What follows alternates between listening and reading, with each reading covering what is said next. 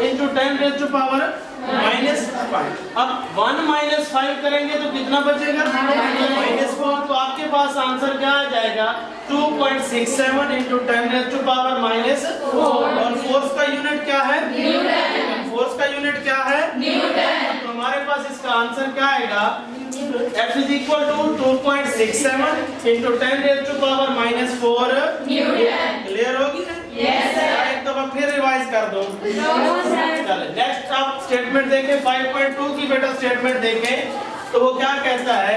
The gravitational force between two identical spheres, identical means एक जैसी, identical spheres kept at 1 meter apart, कि उनको हमने 1 मीटर के फासले पे रखा हुआ है, is 0.00673 newton. Find their message. आपने इन आइडेंटिकल स्फीयर्स के मैसेज मालूम करने हैं। तो बेटा उसने हमें जो बताया है, गिवन डेटा है कि फोर्स कितनी है? 0.00673 न्यूटन। आप इसको साइंटिफिक नोटेशन में लिखेंगे तो क्या लिखेंगे?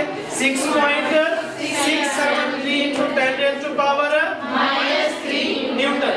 अच्छा जी, उनके दरमियान जो डिस्टेंस है वो कितना है? 1 मीटर। और जो कैपिटल जी है जिसको हम ग्रेविटेशनल कांस्टेंट कहते हैं उसकी वैल्यू कितनी होती है? 6.673 न्यूटन मीटर स्क्वायर पर किलोग्राम। आपने क्या फाइंड करना है? m1 और m2 फाइंड करना है। अच्छा जी, हमारे पास क्या है? ये आइडेंटिकल स्फीयर्स हैं, दो एक जैसी हैं, बिल्कुल सेम है। तो हम क्या लिखेंगे? For identical spheres m1 is equal to m2, m2 is equal to m। और उनके लिए क्या फार्मूला होगा? हम इसी फार्मूले को रीअरेंज कर लेंगे। हम इस जो लॉ ऑफ ग्रेविटेशन है इसको रीअरेंज कर लेंगे। तो डियर स्टूडेंट्स अब हम क्या करेंगे कि जहां हमारे पास m1 लिखा हुआ है उसकी जगह पे भी हम क्या लिखेंगे? m लिखेंगे। और जहां m2 लिखा हुआ है उसकी जगह पे भी क्या लिखेंगे? m लिखेंगे। तो हमारे पास अब क्या होगा? F is equal to G m1 m2 over d square था। ये d स्क्वायर इधर डिवाइड हो रहा है, दूसरी तरफ जाके क्या हो जाएगा? मल्टीप्लाई। और ये जो कैपिटल G है इधर मल्टीप्लाई हो रहा है, इधर आके क्या हो जाएगा? डिवाइड। इधर क्या बचेगा? m into m बचेगा। तो m मल्टीप्लाई m क्या हो जाएगा? m स्क्वायर हो जाएगा। क्या हो जाएगा? m square is equal to F into d square over G। तो हम इसको इधर ले आएंगे तो अब ये क्या होगा? m square is equal to F into d square over G। तो अब हम इनका क्या ले लेंगे? अंडर रूट, स्क्वायर रूट ले लेंगे।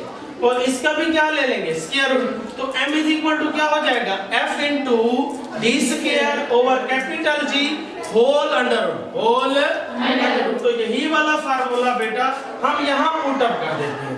यही वाला फार्मूला हम क्या कर देते हैं? पुट अप कर देते हैं। m is equal to F into d square over capital G whole under root. अब आप इसमें f की वैल्यू पुट कर दें बेटा। f की वैल्यू आपके पास क्या है? f की वैल्यू आपके पास है 6.673 into 10 raised to power -11 और मल्टीप्लाई d स्क्वायर है। d की वैल्यू कितनी है आपके पास? 1 मीटर है। तो 1 का क्या ले लेंगे? स्क्वायर ले लेंगे। और g की वैल्यू कितनी है? 6.673 into 10 raised to power -11। ये वाला 6.673 और ये वाला 6.673 आपस में क्या हो जाएंगे? कैंसिल हो जाएंगे। और 1 का स्क्वायर क्या होगा? 1 होगा। तो यहाँ से आपके पास बचेगा 10 raised to power -3 और यहाँ 10 raised to power -11। अब ये जो 10 raised to power -11 है, जब हम इसको ऊपर ले जाएंगे तो बेटा ये क्या हो जाएगा? +11 हो जाएगा। तो हमारे पास क्या बचेगा? 10 raised to power -3 multiply 10 raised to power 11 whole under root. अब बेटा तो जो जिनकी बेसिस सेम होती है तो उनकी पावर आपस में ऐड होती है। तो 11 - 3 हम करेंगे। 11 - 3 तो हमारे पास क्या बचेगा? 10 raised to power 8 और 10 raised to power 8 को मैं 10 raised to power 4 whole square लिखूंगा और फिर उसका क्या ले लूंगा? अंडर रूट ले लूंगा। तो अब ये जो स्क्वायर और ये जो अंडर रूट है या ये जो स्क्वायर रूट है ये आपस में क्या हो जाएंगे? कैंसिल हो जाएंगे। तो m is equal to क्या बनेगा? 10 raised to power 4।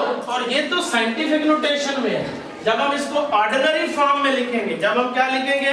Ordinary form में लिखेंगे तो हमारे पास क्या बन जाएगा?